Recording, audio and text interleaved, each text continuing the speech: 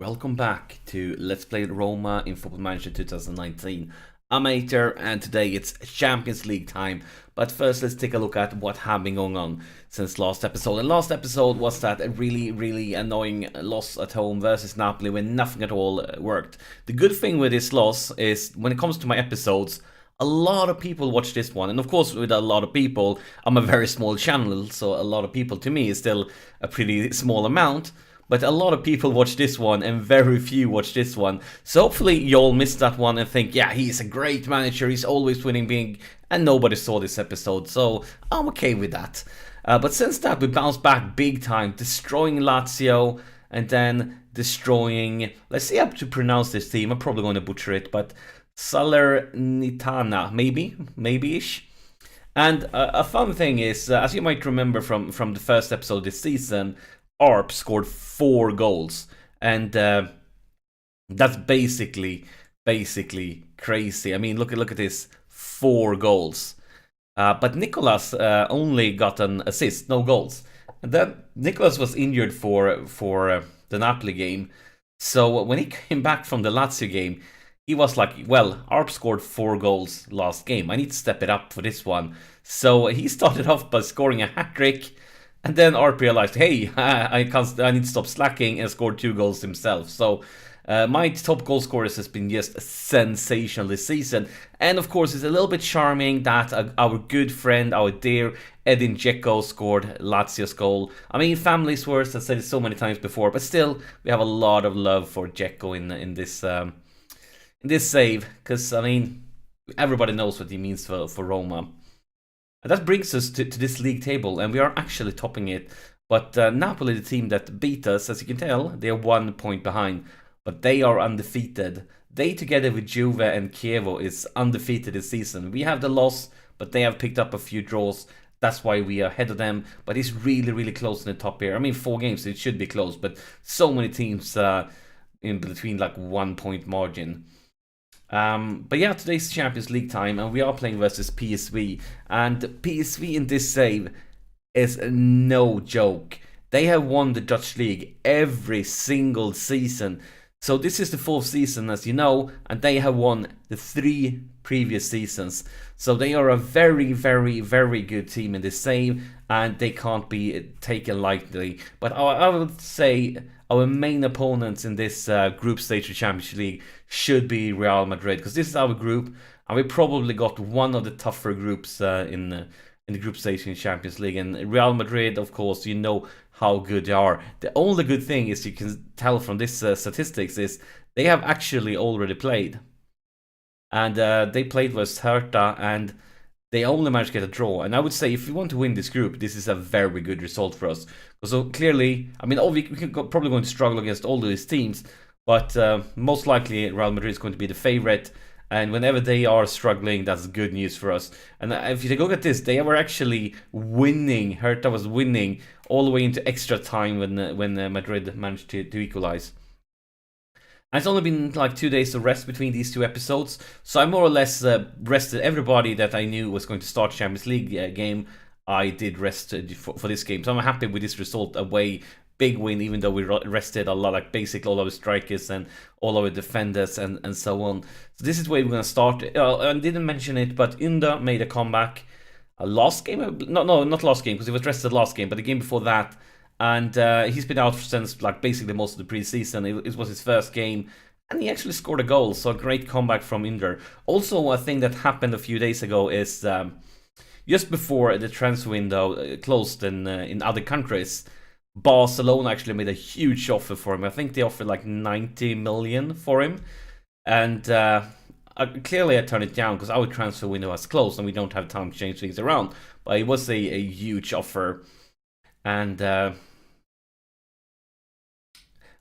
made me think, because right now, as you know, I've been playing with 2 strikers, but I'm not kind of using the formation I actually would like to, because I don't feel like two strikers and 2 inside forwards. It's not really balanced. So maybe would prefer playing without inside forwards, and maybe have like one more guy central in the pitch or something like that. But we have so many really good inside forwards, like Unda, for example.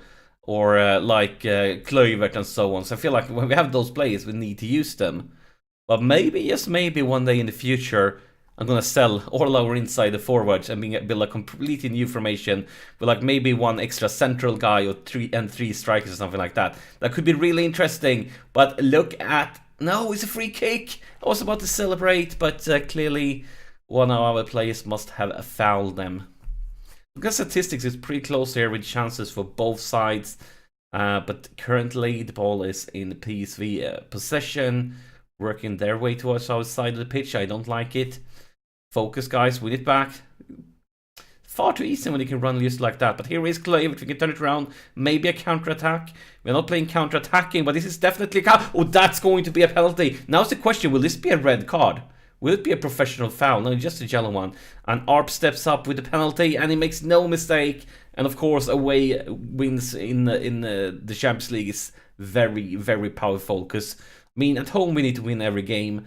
And everything, every point we can take away is just beautiful. And now there's a lot of time left to play, and they have, looking at statistics, been creating almost as many chances as we have. So we are not saying we're gonna win, but yeah, really, really good start here. And now I feel like the clock's just ticking away here, and they have actually overtaken us in chances. And we are playing possession based, but we don't have the possession. So we need to tell them that we're not really pleased. Now it's the question, do we want to change things around? Because at the end they really overtake. I'm going to try bring Giallorossi a little bit higher up into the pitch, just to see what effect it has. Probably might change him back almost ASAP. Or maybe change something around. Because maybe even just change the instructions. Because if we're trying to have possession and we don't have possession, that tactic is not working correctly. But here's Inder. It's a corner. It bounces back and forth. Sheila. That is cleared. And oh no, this could... Atsu with a counter-attack. You're 3 against 1. Don't just... Why? You just let them run through you guys. You didn't even try to win it back. You didn't even try to put pressure. You just let him jog towards our goal. But focus line. A tackle now. Turn it around. Beautiful save there by Donnarumma. From that finisher from De Jong. But we are under pressure definitely here. Atsu with the corner. Cleared. Inda. Look at that. Why did you stand there? No, I don't feel like this is working at all. I think we're gonna pause this one. And what do we do? Because we are playing. Let's get back to not pitch. Let's take a look at the summary. I mean, they have the possession with a huge margin, and we are trying to play possession base. It's not working. But how do we change this one around? Let's try to go counter-attack instead. And bring you back down. Because if we can't have the possession, maybe we can counter-attack. We have some quick lads on the pitch. Should be able to do something. So let's just try this one out for a few minutes and see how it feels. Clock just takes on. Actually didn't change anything to the possession here. Even though we stopped trying to retain possession, nothing changed. But no highlights for them. We are not creating much either, so it's not great. But we are on the lead, so we can take this for now. Now let's see who's having a garbage day at work. Nicolas actually is having a garbage day on the work, but he's really fit. I think we're going to keep him on a little bit longer. Instead, I'm considering Giallorossi because. I mean, look at that body language, that rating, even Kluivert. I think I'm going to go Kluivert. My gosh, I didn't see it. Let's bring in a young Marin instead. I mean, he's young. Maybe he's going to be a little... I mean, Kluivert is young too, but maybe Marin is going to be a little bit more fired up, motivated. 2 subs here. Let's see if they have any effect. Hockey just takes on. I feel sorry for the fans. Cristiano picks up a knock. We're not going to risk anything. We're going to sub him off ASAP here. Let's bring on Pellegrini.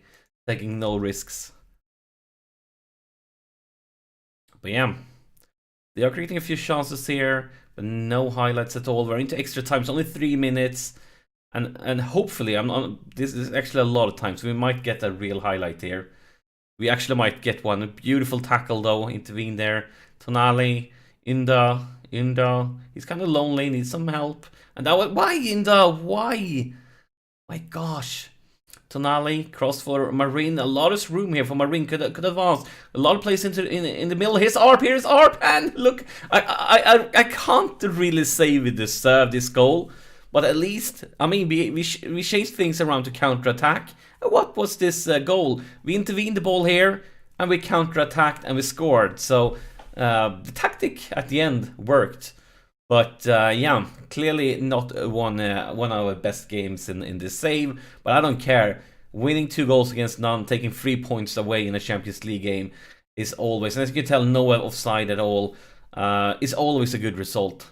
3 points away, you can never complain about that in a Champions League game. So I'm not pleased with the way we played, but I'm pleased that we actually managed to get a clean sheet and score 2 goals and take 3 important points, because this means will be topping the table, since Real Madrid only managed to get a draw.